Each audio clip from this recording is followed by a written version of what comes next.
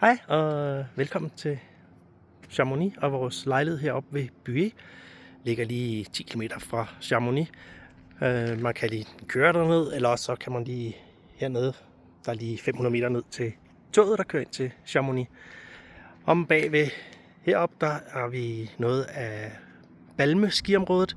Der er Gilles Possé, vi ser deroppe. En rigtig fin både sommertur og vintertur. God vandretur og trailrunning deroppe. På den anden side her, der har vi Loria og Loria-hytten, der er også et af de meget brugte udflugtsmål, både sommer og vinter. Faktisk en af de få hytter, der er åbne om vinteren også her, så hvis man vil op og have en kop kaffe og sådan noget, så kan man det om vinteren.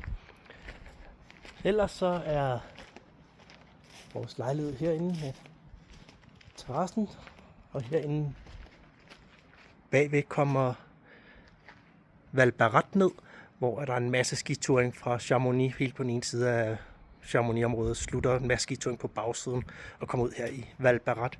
Der også er fantastisk flot både til vandring og trailrunning om sommeren. Ellers så lejlighed her, med vi har noget terrasse her. Nu er grillen her dækket til, men der er grill. Og indenfor, her, sådan her ud, der er lidt stue her, hvor man kan spise. Vi har noget kontorplads, hvor der er en computerskærm, man kan koble til, hvis man vil have lidt større skærm, se noget film, eller måske skal arbejde. Det er der nogen, der tager ned og laver lidt arbejdstur ud af det. Så er vores køkken her, og vi har det sådan med, der er basis, madvarer, ting. Der er også noget ris og pasta og sådan lidt i køleskabet altid. Så man kan lige klare sig, hvis man kommer, og man ikke lige kan komme til at få købt ind med det samme. Men dem, der sådan kommer til at bruge her, når der er nogen, der har boet her, så sørg for at få fyldt op og lagt det, man har taget i igen. Det behøver ikke være præcis det samme, men så der er minimum tilsvarende det, man har taget. Så har vi hen hos tørskab. Der er lige sådan en lille varme på, så det fungerer super godt. Så herom der er en køjeseng, og hele den reol her, den kan sådan dreje og flyttes, hvis man vil have et stort rum, eller man vil have det delt lidt op til sådan en rumdeler.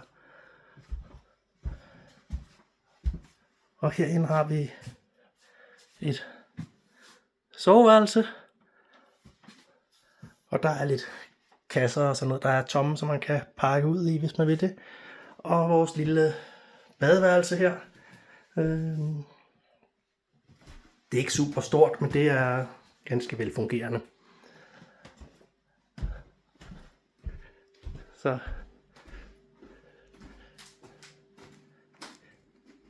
det er lidt om lejligheden her, der ser ud hernede. Så endelig spørg, hvis der er nogle spørgsmål omkring lejligheden, eller hvordan den er ledig, eller hvordan det er. Så tag fat i mig. Hej.